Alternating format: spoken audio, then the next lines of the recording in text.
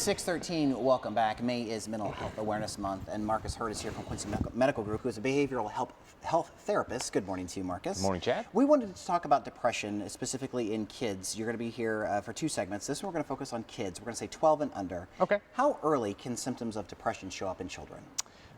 Depression symptoms can show up far earlier than most parents may actually expect.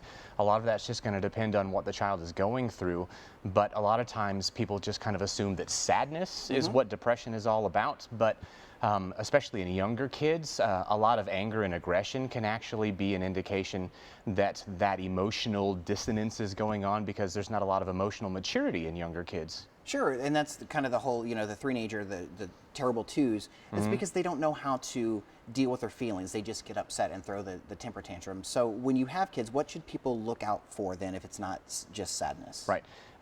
If you're not going to be expecting to look for the sadness, what you should really be looking for is isolation. If they're staying away from friends and family, if they're wanting to just kind of be by themselves or play by themselves, the irritation and the anger, like I had mentioned, but then there are also some other things that you can kind of look for. There's helplessness, hopelessness, and worthlessness are kind of the 3 big things that if they present with that kind of thing, especially if they're old enough to be verbal, if they're expressing anything that seems helpless, hopeless, or expressing themselves as being worthless, it's a really, really harsh thing that you want to be on the lookout for. So what do you do if you find this in your child? You've got to be open with them, ask questions. Don't be afraid to ask questions. Okay. I know a lot of parents think that, oh, if I ask them if they're feeling bad or if they seem even on the suicidal side, oh, I don't want to bring it up. But you really have to bring it up. You have to make it open and honest, and you have to kind of take the stigma out of it and say, okay, if you are feeling this way, I want to know about it. I want you to express yourself, because there's a load that can be lifted if you actually express it and get the help that you need. Okay, at what point do you need to see a professional? Really, that's going to be up to the parent, Okay. but don't be afraid to just go and get a consultation, go and sit in with a therapist for the first time and just kind of see, is this normal for the age? Is this circumstantial because of things going on in their environment? Or is it a chemical imbalance that needs to be dealt with, person to person and through medication? Because I know a lot of parents don't want to deal with medication at an early age. And that young, and you brought up suicide, and just last week or 2 weeks ago, a 8-year-old in Cincinnati hanged himself. Yes. Because he was being bullied at school. So, I mean, kids that young can have thoughts like this? Yes. Obviously. And it's one of those things that you never really expect it until it happens. So never be on that, assumption side of, well, not my kid.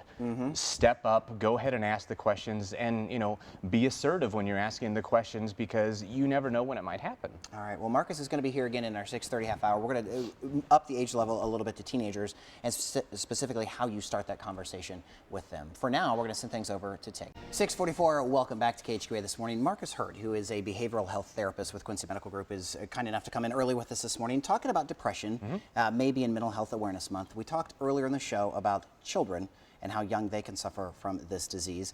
Now we're going to talk about teenagers. Right. And one thing we want to talk about, and you hear a lot of things these days, is it is a disease, just like heart disease, just like diabetes. Mental health is a disease that can be treated. Absolutely. And with depression, there is a chemical imbalance, but just because someone is suffering the symptoms of depression does not mean that that imbalance is there. A lot of times there can be an environmental circumstance that's going on. Like we mentioned earlier, bullying is something that can really cause somebody to have feelings of worthlessness, and that can lead to those symptoms of depression that wouldn't necessarily be, that imbalance that would be something that someone would be born with. All right, let's talk about teenagers now. We talked earlier about kids 12 and under. How will they show symptoms differently for teenagers? Teenagers are already going to be a bit more emotionally unstable, so you can't always just look at someone and say, oh boy, there must be something, wrong or something going on with them.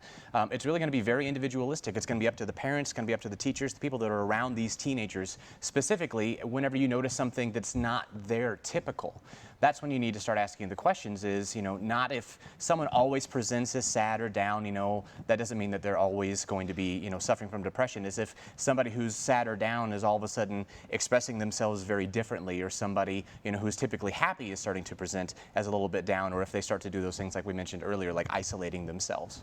So what advice do you have for parents or teachers, any friends or loved one, of how to start that conversation with somebody going, do we need to talk? Right. And with it being something that's very specific to each one of them, if you as a teacher, as a parent, notice that something is off, specific to that individual, that's usually the best way to open the door, is just say, you know, this isn't like you, and just kind of get that conversation going and see if there's something going on. Sometimes they'll be expressive, sometimes they won't, but don't give up. If you notice that the change is still there, keep that conversation going. And even if the change, you know, kind of goes back to normal, still be okay with asking those questions. Okay. At what point do you need to get medical help, whether it's an emergency room visit or to see a behavioral therapist like yourself? Well, as long as you are keeping the conversation going and as long as that becomes more comfortable, you'll probably know when it's time. But as always, take the initiative. If you think that there's something going on, it's never too early to go ahead and ask those questions. Get somebody in, just get a consultation, just speak with a behavioral health therapist or a psychiatrist or even your primary care, and just say, is this something that we should probably have looked at? And there's a lot of collaboration that goes on at Quincy Medical Group between primary care and behavioral health, and then we can start to answer the questions. Good. Marcus, thanks so much for coming in. If you missed these interviews, and we did one in the last half hour about the kids, we're going to post that on social media today and also our website, so you can go back and look at those. Again, thank you so much for the information. Thanks for coming in.